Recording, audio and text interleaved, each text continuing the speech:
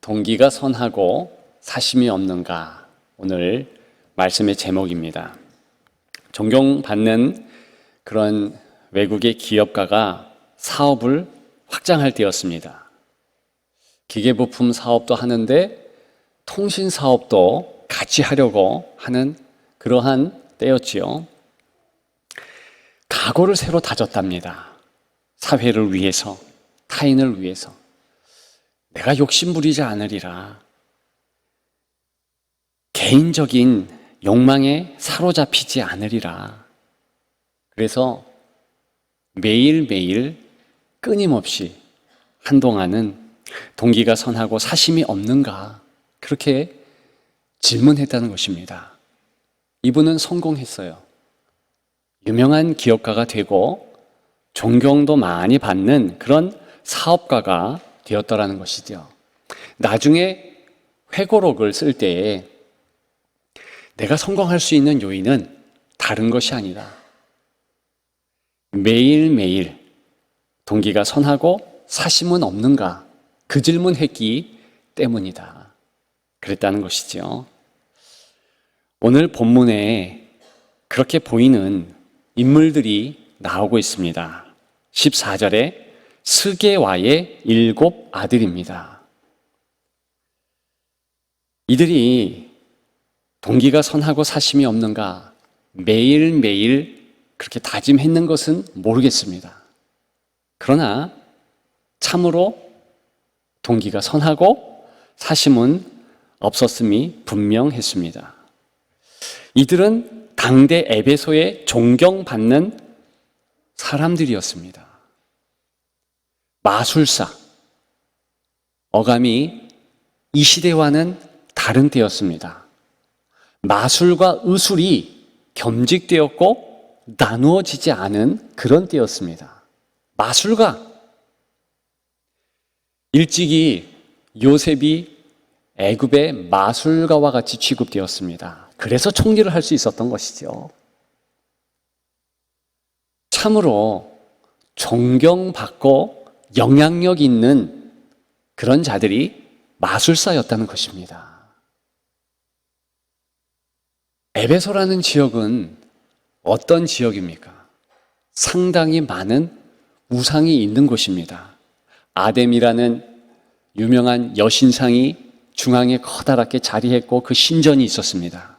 주변에 다른 우상들이 가득했어요. 너나 할 것 없이 영향력 있는 마술사는 자기들이 부를 수 있는 신들의 이름의 개수가 많아야 됐습니다. 스게와와 7 아들, 그런 마음이 있었습니다. 나도 병자들에게, 악기 들린 자들에게 더욱 도움이 되었으면 좋겠다. 그런 소망이 있었어요. 이 지역에 사도 바울은 그 전도팀과 더불어서 약 2년 전에 입성했습니다. 원래는 회당에서 하나님의 복음을 증거했지요. 유대인들을 상대로 해서 목소리를 높였던 터였습니다. 그런데 유대인들이 거부했죠. 이곳에 절대 오지 마라. 그렇게 했습니다. 그래서 국여지책으로 다른 에베소 안에서의 장소를 물색했습니다. 그곳이 두란노 서원이에요. 두란노라는 인물이 설립한 철학관 같은 곳입니다. 지금으로 치자면 일종의 학교였지요. 그것을 돈을 줘서 빌렸는지 어떻게 빌렸는지 알지 못했지만 2년간을 마음을 다해서 그곳에서 하나님의 복음을 강론했던 터였습니다. 그랬는데 희한한 능력이 이 사도 바울을 통해서 나타나기 시작했습니다. 그가 땀 닦았던 수건, 얼굴을 닦고 손을 닦았습니다. 그 수건 가지고 병자에게 쥐어졌더니 병이 떠나더라는 것이죠. 악귀가 축출되더라는 것이죠. 바울은 자비랑 선교사였잖아요. 그래서 천막 짓는 일을 했습니다. 에베소에서도 역시 그런 일을 감당했습니다. 그래서 일할 때 앞치마를 착용하고 일을 했습니다. 바느질을 해야 하니까. 그런데 역시 그 앞치마를 가지고 병자들에게 던져 주었더니 병이 떠나고요. 귀신 들린 자에게 던져줬더니 귀신들이 제압 당했다는 것이지요. 여러분, 그런 모습을 보면 당연히 나도 저 신의 능력을 받았으면 좋겠다. 이것이 에베소 사람들, 특히 의술과 마술을 겸직하며 꽤나 영향력이 있었던 그런 이들이 가지고 있는 보편적인 생각이었습니다.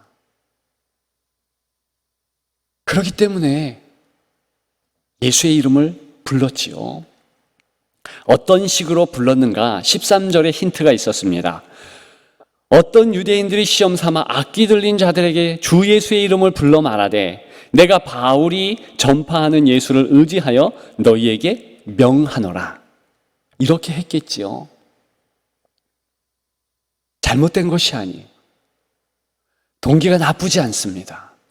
정말 동기가 나쁜 이는 이미 사도행전 13장에 나오고 있지요. 6절에 보게 되면 바예수라는 유대인 마술사가 나옵니다. 이 사람은요, 예수 믿는 것을 극구 반대하고 방해했던 사람입니다. 그래서 거짓 선지자라 이렇게 직접 지칭당한 거예요.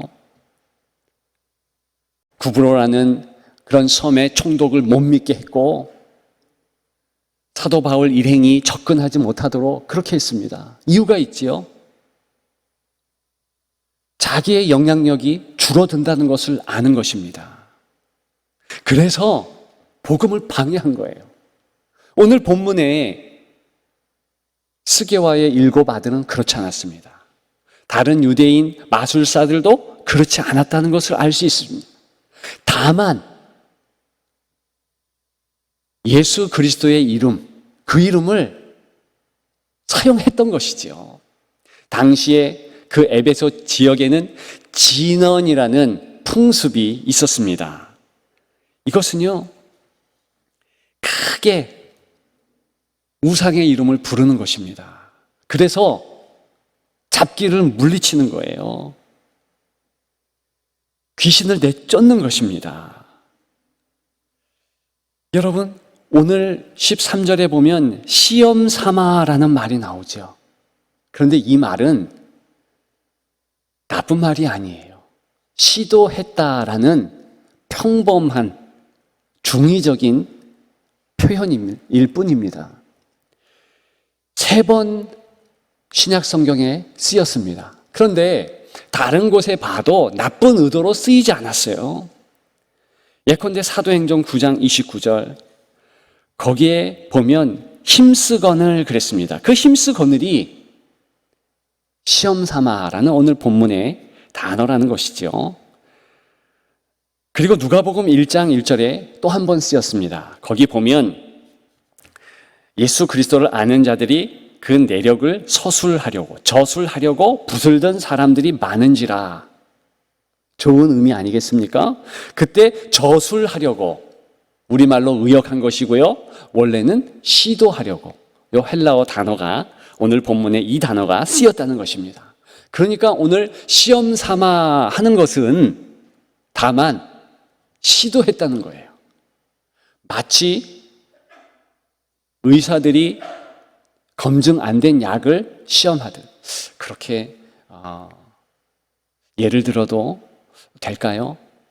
지금 우리가 쓰는 백신을 다 검증받은 거 아니잖아요. 그런데 그 검증 안 받았는데도 불구하고 사용하듯이 마술사와 의술을 겸직한 이들이 어떻게 하고 있습니까? 지금 시험 삼아 시도했다는 거예요. 도전적이지 않습니까? 그러면서 예수 그리스도의 이름을 부른 거예요. 이미 일찍이 예수님이 공생에 이 땅에서 할 때도 그런 부류의 사람들이 있었습니다. 다만 그들은 예수를 믿었지요. 예수 이름으로 명하노니 귀신아 떠나가라. 그렇게 했더니 실제로 떠나갔습니다. 제자들이 소문 들었어요. 예수님에게 쪼르르 달려왔습니다. 예수님, 우리 무리와 다른 무리가 예수님의 이름으로 축기 사역을 합니다. 막을까요? 그랬더니 예수님이 질책하셨어요. 놓아두라 했습니다. 그런 전례가 있었어요. 다만 오늘 본문의 마술사들은, 스게와의 7 아들은 예수님을 믿지 않았죠. 그 이름만 진언하기 위해서, 주술하기 위해서 차용했을 뿐입니다. 이게 다른 거예요. 그러나 적어도 에베소 사람들 보기에는 이 마술사들은 순수했습니다. 동기가 선했다고요.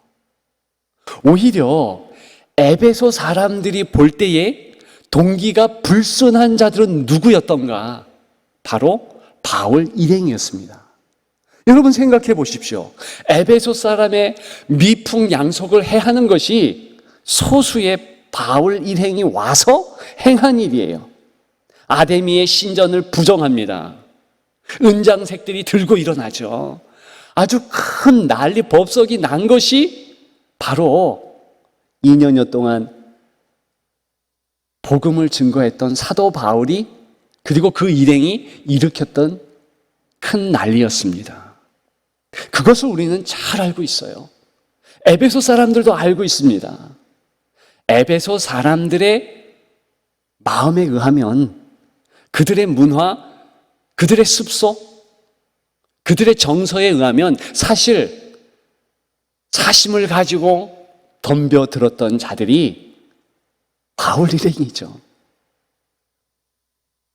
그들은 정말 사심이 있었습니다. 어떤 사심이요? 이 에베소 지역에 우상이 물러가고 예수 그리스도 이름이 높여졌으면 좋겠다, 이러한 마음이 있었다고요. 그런데 그 지역에 에베소 사람들에게는 그것이 사심으로 여겨질 정도로 아주 지엽적인 생각이었다는 것입니다. 중심적인 미풍양속을 해할 수 있는 그런 나쁜 의도였다는 것이지요. 여러분, 이 마술사들이 이기심으로, 정말 돈 벌 목적으로, 명예심을 높일 목적으로 그렇게 하지 않았습니다. 그런 정황은 없어요. 물론 나아가서 그렇게 이해해도 괜찮습니다. 그런데 정말 그런 정황이 없어요. 만일 그런 행동들을 했다면 오늘 본문과 같이 처참하게 깨어지는 이런 모습만 보이지 않죠? 거짓 선지자다, 혹은 거짓 마술사다, 나쁘다, 이렇게 했겠지요. 그런데 다른 본문의 이방 마술사들 혹은 유대인 마술사들과 비교해서 오늘 본문에 나타나고 있는 스게와의 7 아들, 이들들은요 참으로 사심이 없는 듯 보여집니다. 그게 맞아요. 여러분, 그랬다고 해서 정말 하나님이 원하는 선한 동기, 사심 없는 모습, 그런 모습이었을까? 그건 전혀 아니죠. 정말 아니죠. 그러면 하나님께서 원하시는 그런 참된 선한 동기, 참된 사심 없는 모습은 무엇입니까? 그것은 바로 사도 바울이 보였던 모습이죠. 어떤 모습이겠습니까? 20절에 힌트가 있어요. 이와 같이 주의 말씀이 힘이 있어 흥왕하여 세력을 얻으니라. 에베소에 와서 그들의 미풍양속, 그거 해치려고 그렇게 행한 것 아니에요. 문화를 무시하지도 않았습니다. 그런 마음이 아니라 오직 하나님의 말씀 어떻게 했습니까? 2년 3개월여 동안에 집중해서 말씀을 강론했을 뿐이에요. 그러면 우리는 이런 사실을 알 수 있습니다. 하나님이 원하는 선한 동기, 사심 없는 행동은 첫째는 말씀 집중이구나. 둘째는 그 말씀에 순종하는 것이구나. 셋째는 매일매일 말씀의 실천이구나. 이걸 알 수 있죠. 과연 사도 바울이 병 고치려고 했고 악귀를 쫓으려고 그렇게 했겠습니까? 아니에요. 그건 부차적인 일이죠. 오직 하나님의 말씀에 집중해서 복음 안에서 실천하며 행동하며 나아갔더니 부차적으로 에베소 사람들이 깜짝 놀랄 정도로, 마술사들이 나도 저 능력 갖고 싶다 그렇게 바랄 정도로 희한한 능력이 나타난 거예요. 영향력이 있게 된 것입니다. 핵심은 무엇입니까? 하나님이 원하는 선한 동기, 하나님이 참으로 원하는 사심 없는 행동은 그 시대의 문화, 풍속 그런 거 상관없이 오직 하나님의 말씀에 집중한다는 것입니다. 그것이 중요한 것이죠. 에베소 시대가 그 문화가 어떻든, 우리 시대의 우리 문화가 어떻든 우리는 하나님 말씀에 집중하고 그 하나님 말씀이 매일매일 만나와 같이 내게 주어지는 그 말씀을 내 안에 새기고 영적 양식으로 공급하며 실천하고 살아가는 것.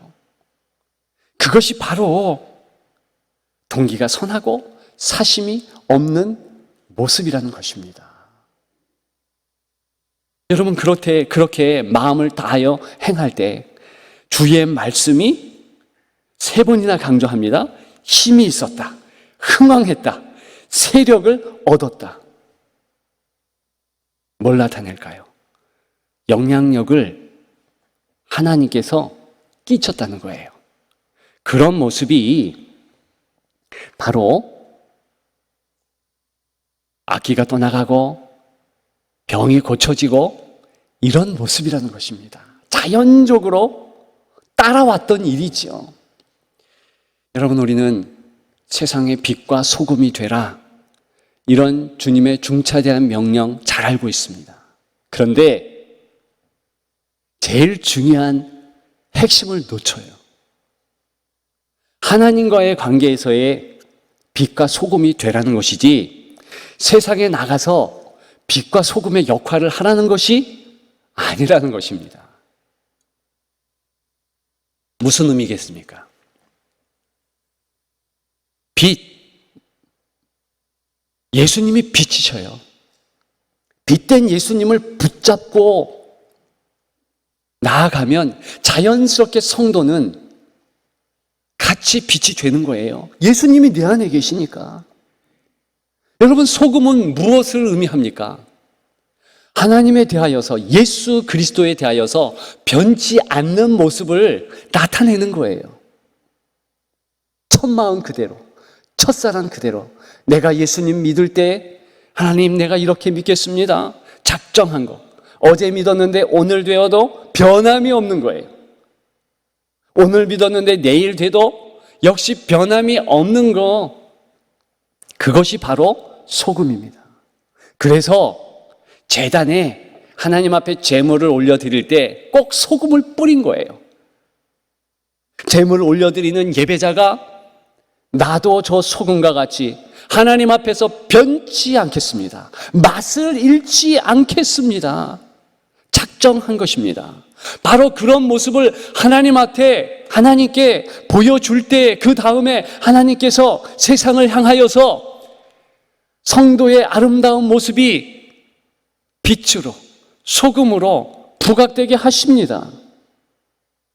그것은 하나님의 목이에요. 우리가 할 것이 아니라는 것입니다. 우리가 이리 뛰고 저리 뛰고 하나님 앞에서 빛과 소금이 되고 사람들 앞에서 빛과 소금이 되고 세상 앞에서 빛과 소금이 되려고 동분서주하지 않아도 된다는 것입니다. 양과 목자라는 책이 있어요. 요즘 제가 사랑하는 성도들에게 가장 선물하고픈 책입니다. 20년 전부터 제가 손꼽는 아주 최고의 책 중에 한 책이에요. 그 책에서 목자 생활을 경험했던 저자가 양의 속성을 말합니다. 양이요, 습관이 강하다네요. 그냥 놔두면 도랑이 패이듯이 같은 길로만 다닌다는 것입니다. 황폐하게 될 때까지 저 언덕의 한 곳, 목초만 먹는다는 거예요. 세계의 수많은 목초지가 바로 그런 양들 습성 때문에 없어진다 했습니다. 그래서요, 유능하고 정말 양들을 사랑하는 목자들은 때려서, 막대기로, 회초리로 때려서 그렇게 못하도록 한다는 거예요. 그리고 자기가 아끼는 목양지, A 목양지, B, C 목양지가 잘 관할되도록 계속 먹지 않도록 섬세하게 계획한다는 거죠. 만일 양들이 그렇게 자기가 좋아하는 목초지만 먹으면 정말 황폐해서 2년, 3년 지나면 쓸모없는 그런 땅으로 변한다는 거예요. 거기에 기생충이 득실하다는 것입니다. 왜? 이미 풀이 있지 않으니까. 그냥 놔둔 양들은요, 그런 곳까지 가가지고 풀 없는데 흙을 먹는 거예요. 그래서 진흙 안에 있는 기생충들이 양들 배 안에서 기생한다는 것입니다.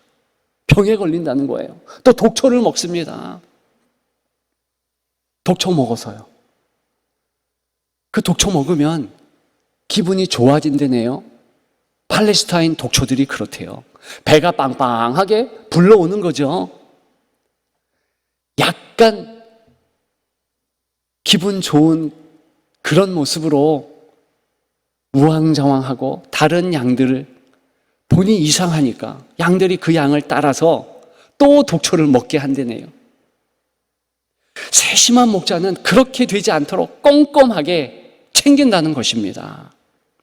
여러분, 중요한 것은 이런 양의 속성이 너무나 사람을 닮았다는 사실에 있습니다. 이사야 53장 6절, 우리는 다 양 같아서 그릇 행하여 각기 제 길로 갔거늘. 양 같다는 거예요. 실제로 예수님은 우리를 정말 양 같다. 그래서 예수님을 목자라고 말하고 우리를 양으로 여겨서 복음서에 말씀하고 있습니다.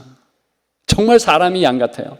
얼마나 닮았는가? 지독히 사람은 그릇되다, 나쁘다, 그럼에도 불구하고 자기 습관을 고치기가 쉽지 않습니다. 담배 피면 얼마 지나지 않아 큰일을 당한다. 잘 알고 있는데도 불구하고 그렇게 하는 거예요.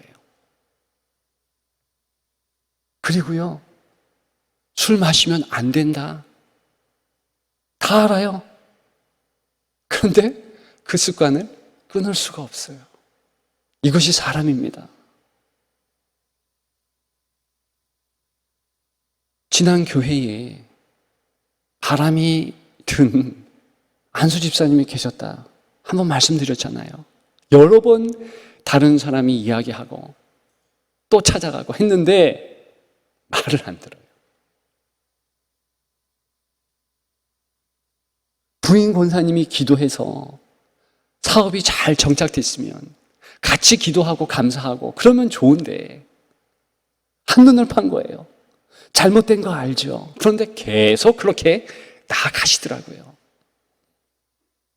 여러분, 사람이 그런 거예요. 잠언서 14장 12절, 어떤 길은 사람의 보기에 바르나 필경은 사망의 길이라 그랬어요. 사람이 알면서도 그런 것입니다. 예수님은 요한복음 14장 6절에 내가 곧 길이요 진리요 생명이다 말씀하셨어요. 원뜻은 내가 the only way, 나만 유일한 길이다 그거예요. 다른 길은 없다. 곁길이다. 큰일 날 길이다. 내게 오라. 이런 말씀이에요. 그런데 굳이 내 뜻 꺾지 않는다는 것이지요. 그래서 때로는 주께서 회초리를 드는 거예요. 주의 막대기와 지팡이가 나를 안위하신다. 그때 안위가 죄송하지만 때리는 모습이에요. 아프죠? 힘들죠? 너 그 목초지만 그렇게 나아가면 안 돼. 저쪽도 가. 주께서 교통정리를 하시는 것입니다. 불편하죠? 싫죠? 그러나 목자는 그 일을 하는 것이고 양은 그 목자를 따라야 하는 거예요. 예수님이 제자들에게 말씀하셨습니다. 나를 따르라.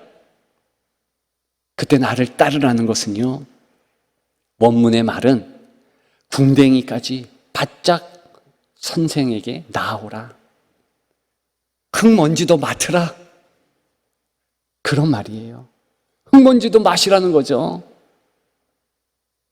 예수님 앞에 바짝 왔으니까 그 흙 많은 먼지 많은 중동 땅에, 이스라엘 땅에 얼마나 바짝 온 제자들이 앞서간 랍비, 선생 일으키는 흙먼지를 먹었겠습니까? 예수님도 그럴 수 있다. 희생을 각오해라. 그래서 예수님이 수고하고 무거운 짐진 자들아 다 내게로 오라. 그래서 뭐라고 그래요? 내 멍에를 지라. 내게 와서 배우라. 힘든 거 아니겠어요? 어려운 거 아니겠습니까? 그럼에도 행해야 한다는 것이죠. 여러분, 예수 인도하심을 기대하십시오. 예수님을 바짝 쫓으십시오. 시대가 어쨌든, 이 땅의 문화가 어쨌든 가장 선한 동기, 가장 사심 없는 모습, 하나님 말씀을 부여잡고 그래서 나가는 것이죠. 내 좌우 앞뒤에 이 하나님의 말씀이 힘이 있고 흥황하고 세력을 얻도록 나아가야 되는 것이죠. 그러면 하나님의 능력이, 말씀의 역사가 우리 주변을 가득 메우게 되어 있습니다. 우리 교회에서 일꾼을 세우잖아요. 일꾼 될 여러분, 피택자 여러분, 거창한 계획을 세우지 마십시오. 종은요, 계획이 없는 자들입니다. 주인이 하라는 대로 하는 것, 그것이 종이에요. 내가 무슨 일을 하네? 우리 교회를 통하여 세상을 어떻게 하겠네? 그런 마음 갖지 마십시오. 그것도 좋지만 사실 가장 중요한 것은 그날 하나님께서 주어지는 말씀, 만나의 말씀, 레마의 말씀 붙잡고 찬양하고 하나님의 희락 안에서 기뻐하면서 같이 즐거워하십시오. 하나님의 말씀은 서로 사랑하라. 원수까지도 사랑하라. 무슨 뜻이라고 그랬습니까? 그것은 사랑의 마음 가지라 이런 것이 아니에요. 사랑의 행동을 하라는 것이죠. 히브리 말은 8,000단어밖에 없어요. 어근만 따지면 2,100단어밖에 안 됩니다. 그래서 사랑하라 이 단어도 각종 행동 뜻이 여러 가지 붙어 있는 거예요. 우리가 알듯이 사랑, 그 마음 그렇게 연결되는 것이 아니에요. 안식하라, 예배하라 똑같습니다. 안식하는 것이 업무요 일인 거예요. 이 시대에 안식이 어렵습니다. 에베소 교회, 에베소 성도들도 그랬고 지금의 이 시대의 성도들도 안식하는 거 쉽지 않습니다. 왜요? 희생이 따르거든요. 하지 말라 할 때 내가 하던 건 놔야 되거든요. 지금 손 꼽고 있을 정도로 돈이 잘 벌리는데 주일 성수 하지 마. 일하지 마. 그러면 일을 안 해야 되는 거거든요. 공부가 너무나 잘 되는데 야, 오늘 예배 드려야 돼. 그 말을 들은 학생들이 예배를 드리는 거거든요. 얼마나 쉽지 않겠습니까? 그럼에도 불구하고 행하는 거, 그것이 일이요 업무인 거예요. 따라서 일꾼, 성도 모두가 이러한 하나님의 말씀 귀를 기울이고 나아가는 것이지요. 말씀을 마치려고 합니다. 사회 공헌을 꿈꾸는 서두에 말한 기업과 괜찮습니다. 좋은 일 하는 것입니다. 오늘 본문 스게와의 7 아들, 그들도 사실은 문화와 사회에 기여하는 거 나쁘지 않습니다. 그러나 그것이 성도와 교회가 꿈꾸는 우선순위는 아닌 것입니다. 선한 동기, 사심 없는 모습이 아니라는 것입니다. 어떤 것입니까? 말씀이죠. 기도하는 것이죠. 순종하는 것이죠. 여러분, 이 험한 세상에 어떻게 우리가 승리할 수 있겠습니까? 바로 말씀을 붙잡고 그 옛날 신앙의 성도들이 나아갔던 그 방법, 에베소 지역에서 사도 바울이 행했던 그 모습, 오직 말씀으로 씨름하고 순종하고 나아가는 바로 그 모습, 여러분, 그 모습이면 승리합니다. 그렇게